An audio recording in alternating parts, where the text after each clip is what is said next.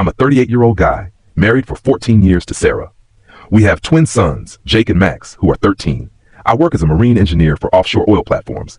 Dangerous work that keeps me away for weeks at a time, but the money is incredible. We live in a beautiful house in Galveston, Texas, overlooking the Gulf. Or at least, we did.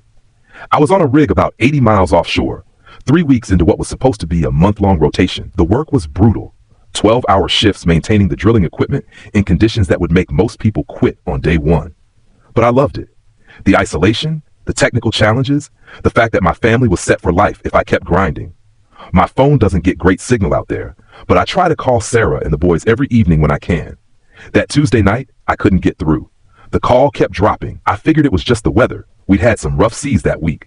Wednesday, same thing. Thursday, straight to voicemail. By Friday, I was getting worried. Sarah always answered, even if it was just to say she was busy and would call back later. The boys had phones too, but they never picked up for Dad when they were probably gaming or whatever. That's when my buddy Connor called. Connor lives 2 streets over from us, and we'd grown up together in Houston. His kid Ryan was best friends with Jake and Max. "Dude, I've been trying to reach you for days," he said, sounding stressed. My stomach dropped immediately. "What's wrong? Is Sarah okay? Are the boys hurt?" "Nobody's hurt, but man," he paused. "You need to know something. Sarah's been telling people you're getting divorced." The words hit me like a physical blow. "What the hell are you talking about?" "She's been at the country club all week with some guy. Tall, expensive suit, drives a Tesla. She introduced him to the Hendersons as her partner Daniel. Said you two decided to separate amicably and she's moving on." I couldn't process what I was hearing. "That's impossible. We never discussed divorce. We never even had a serious fight." "There's more," Connor said quietly. "I saw her yesterday at the bank with this Daniel guy.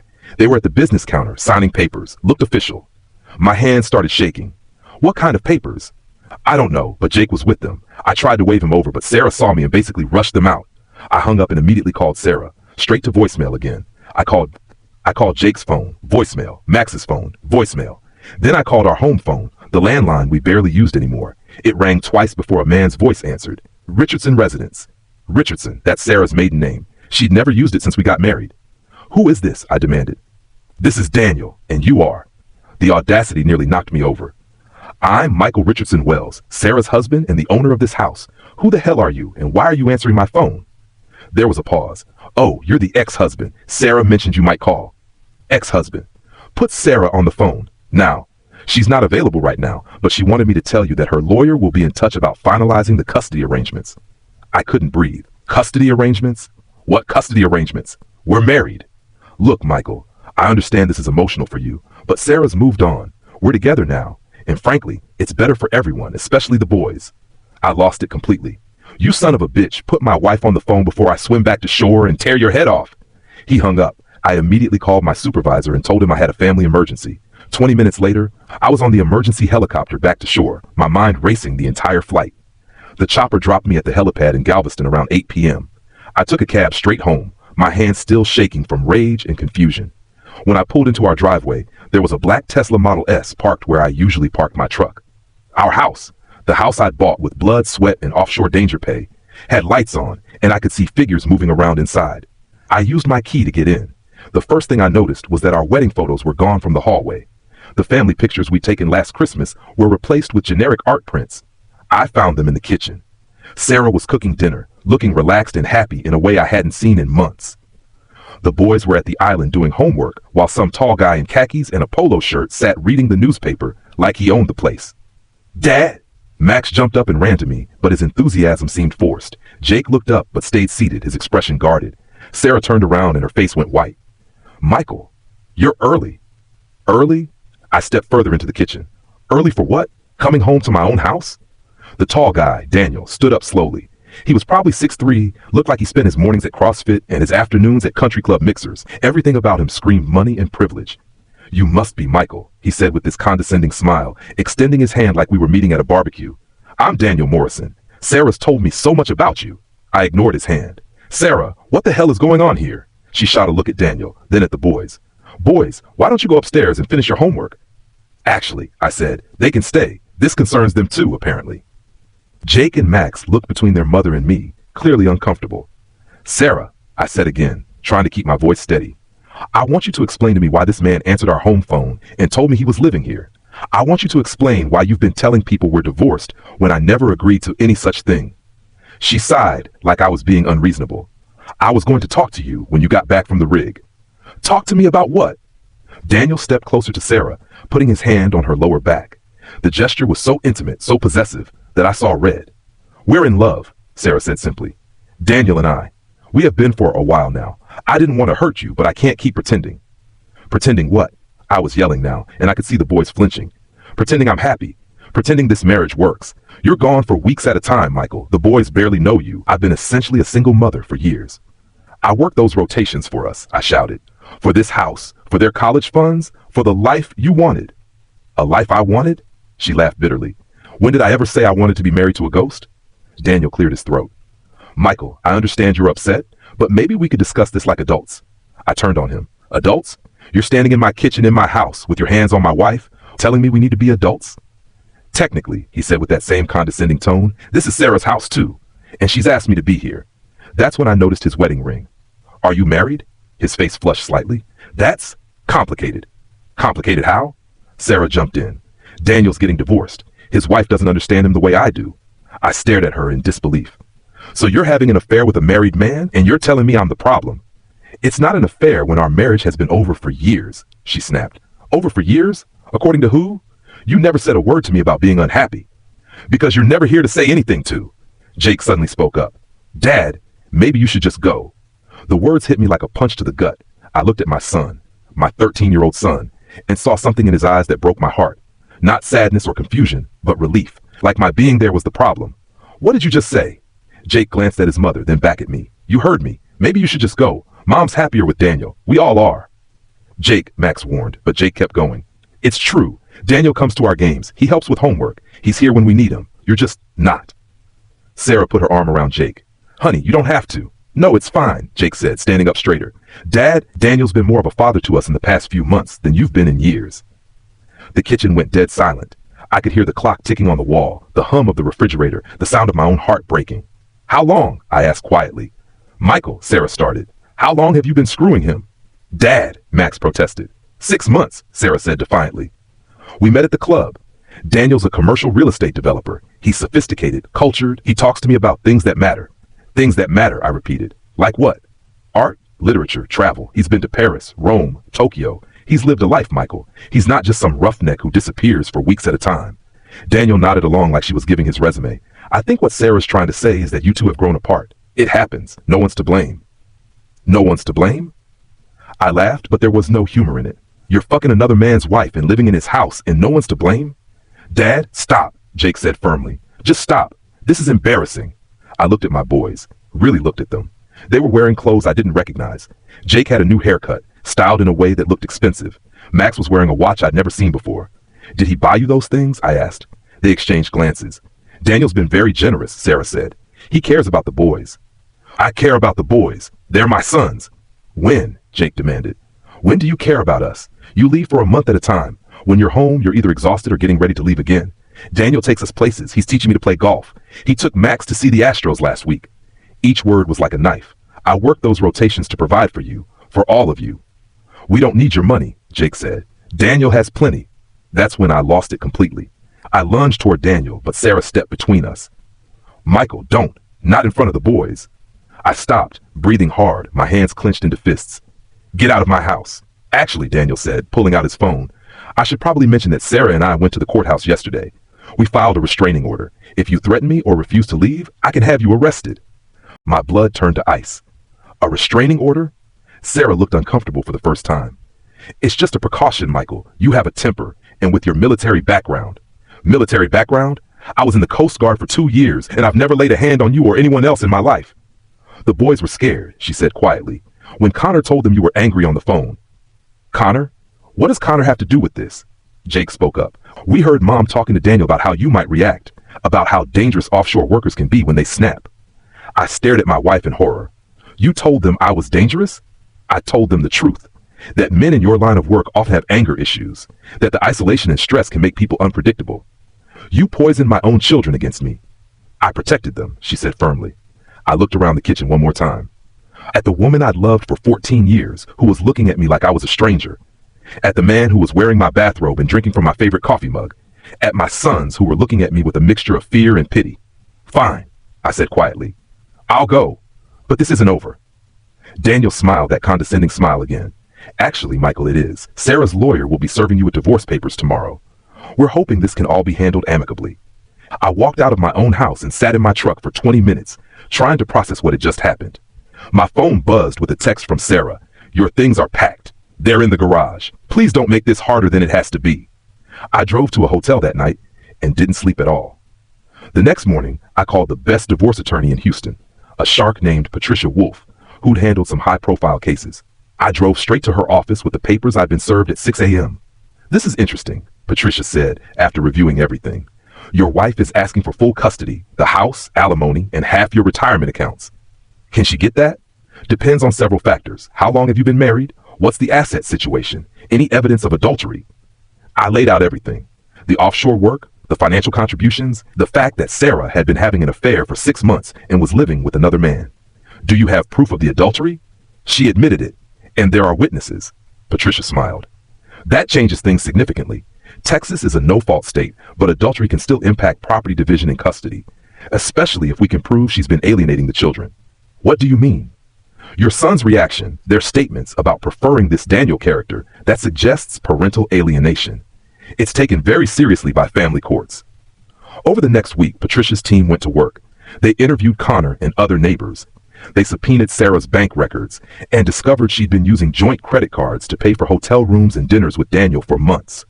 They found out Daniel was still legally married to his wife in Dallas and was using Sarah's address for mail. The most damaging evidence came from the boys' school.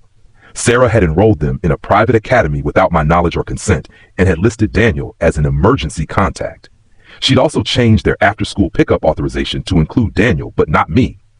She's been systematically removing you from their lives, Patricia explained. This isn't just an affair. This is a calculated attempt to replace you as their father. The emergency custody hearing was scheduled for the following Friday. Patricia filed motions to freeze all joint accounts and to prevent Sarah from making any major decisions regarding the children. What are my chances of getting custody? I asked. Better than you think. Judges don't like parental alienation, and they really don't like adultery combined with fraud. Your work schedule is a challenge, but we can work with that. The night before the hearing, Jake called me. Dad, it's Jake. Hey, buddy, how are you holding up? I'm confused. Mom said you're trying to take us away from her. I chose my words carefully. I'm trying to make sure I still get to be your father. That's all. But you're never here anyway. That's going to change, Jake. I'm looking into jobs that keep me on shore. But even when I was offshore, I was always your dad. I always will be. There was a long pause. Daniel said you might try to turn us against Mom. My heart sank. What do you think? Another pause. I don't know what to think anymore. Can I ask you something? Yeah. Before Daniel came around, were you unhappy? Did you feel like I wasn't a good father?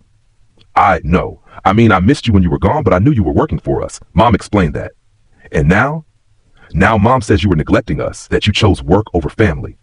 Jake, I want you to think about something. In the past 6 months, how many times did Mom encourage you to call me while I was offshore? How many times did she suggest we do something together when I was home? Silence. I don't remember, he finally said. I do. The answer is 0. For the past 6 months, every time I suggested a family activity, she had an excuse. Every time I wanted to video chat with you boys, she said you were busy. Dad, I'm not trying to make you choose sides, son. I just want you to remember that there are usually 2 sides to every story.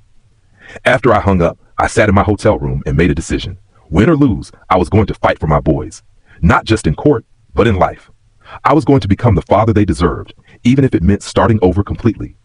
The courthouse was packed the next morning. Sarah showed up with Daniel and a lawyer who looked like he'd stepped out of a men's fashion magazine.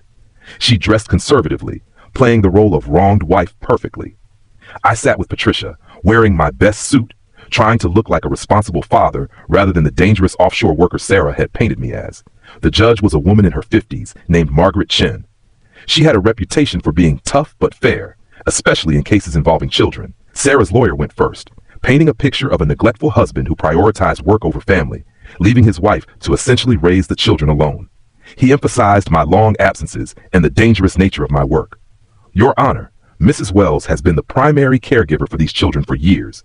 She's provided stability while Mr. Wells chose a career that takes him away from home for extended periods. The children have bonded with Mr. Morrison, who has been a positive male role model in their lives. When it was Patricia's turn, she came out swinging. Your Honor, what we have here is not a case of a neglectful father, but rather a calculated campaign by the mother to alienate the children from their father while conducting an adulterous affair. Mrs. Wells has systematically removed Mr. Wells from the children's lives, made major decisions without his knowledge or consent, and has been using marital assets to fund her extramarital relationship.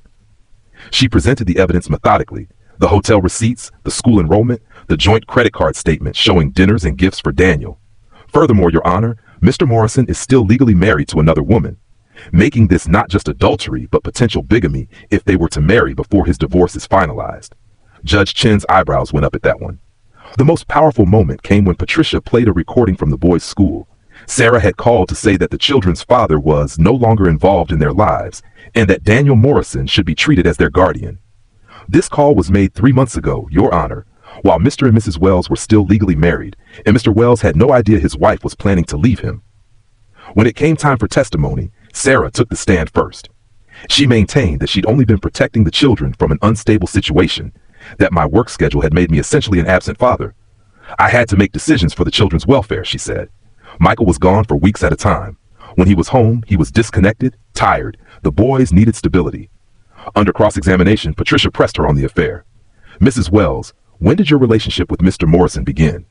We met 6 months ago. And when did it become romantic? Sarah shifted uncomfortably. We connected intellectually first. That's not what I asked. When did you first become physically intimate with Mr. Morrison? Approximately 4 months ago. While you were still married to my client?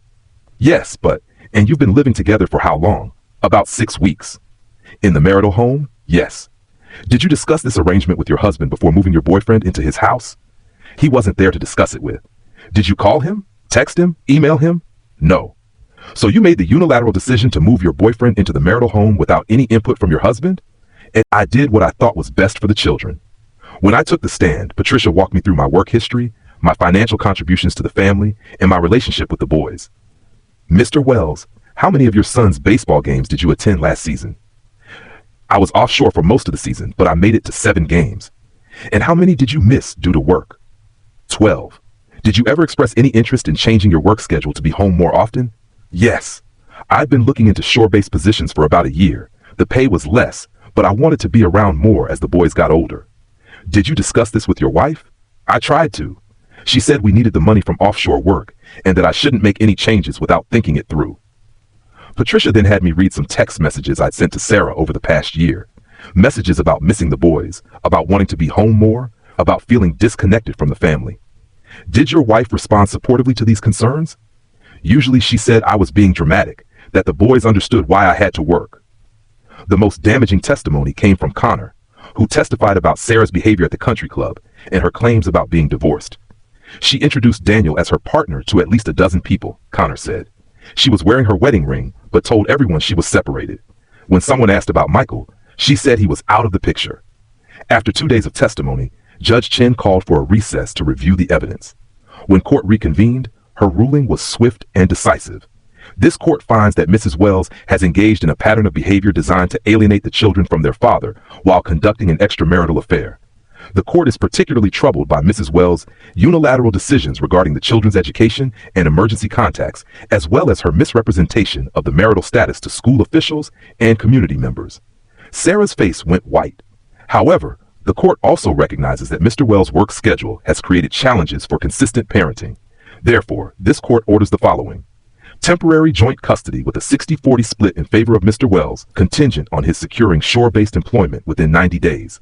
Mrs. Wells is ordered to vacate the marital home within 30 days. Mr. Morrison is prohibited from overnight stays when the children are present. All joint assets are frozen pending final divorce proceedings. Sarah's lawyer jumped up. Your Honor, if I may, you may not. This court will not reward adultery and parental alienation with primary custody. Mrs. Wells, you've made a series of poor choices that have damaged your children's relationship with their father. This court's primary concern is the welfare of these children, not your romantic life. As we left the courthouse, Sarah caught up to me in the parking lot. Michael, please, can we talk? I stopped, but kept my distance. What's there to talk about? The boys. They're confused. This is hard on them. You should have thought about that before you decided to blow up their lives. She started crying.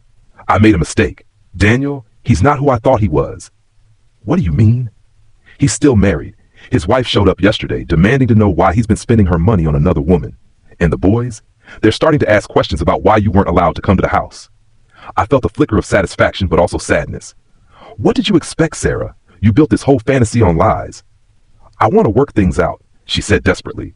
Maybe we can go to counseling. The boys need their family. I shook my head. There is no us anymore. You made sure of that. But those boys will always be my sons, and I'm going to be the father they deserve. What about Daniel? What about him? He's your problem now. I walked away, leaving her crying in the parking lot.